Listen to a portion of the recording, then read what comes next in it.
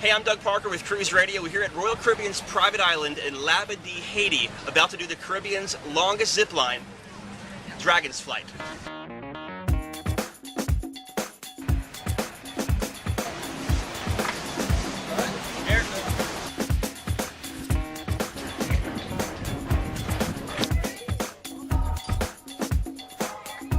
We're all strapped in, ready to go. Let's do this.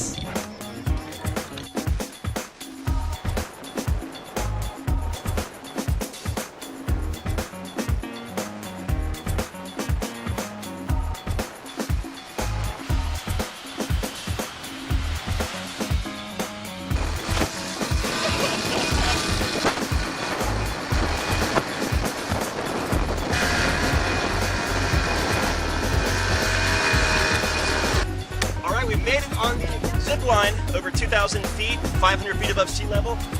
Fun times.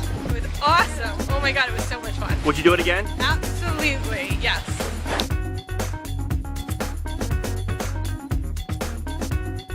Have your name, please? Robert Loggia. Can you spell that for me? Certainly. That's Robert Loggia. R as in Robert Loggia. O as in, oh my God, it's Robert Loggia. B as in, by God, that's Robert Loggia. E as in, everybody loves Robert Loggia. R as in, Robert Loggia. T as in, Tim, look over there, it's Robert Loggia. Space. L as in, look, it's Robert Loggia. There is more reaction flooding in from family and friends and colleagues. We turn now to ABC's Neil Karlinski in Seattle for that. Neil? Diane, I can tell you I've been speaking with Apple employees tonight, and even though they knew this day was coming, they've been simply stunned. They shared with me a statement from Steve Jobs' family. It says in part, Steve died peacefully today, surrounded by his family. In his public life, Steve was known as a visionary. In his private life, he cherished his family. And there was this from Mark Zuckerberg from Facebook. Steve, thank you for being a mentor and a friend. Thanks for showing that what you build can change the world. He changed the world indeed, Diane. All right, Neil, thank you. And as we know, it was certainly a beautiful and unexpected mind in so many ways. Newsweek wrote once that he was an inventor by trade, but in his heart he was a dreamer who dreamt for all of us. He didn't speak often, but here now, Steve Jobs in his own words. I never graduated from college, and this is the closest I've ever gotten to a college graduation. I naively chose a college that was almost as expensive as Stanford. And all of my working class parents' savings were being spent on my college tuition. So I decided to drop out and trust that it would all work out okay.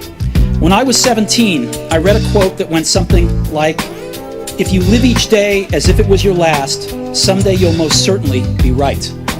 I've looked in the mirror every morning and asked myself, if today were the last day of my life, would I want to do what I am about to do today?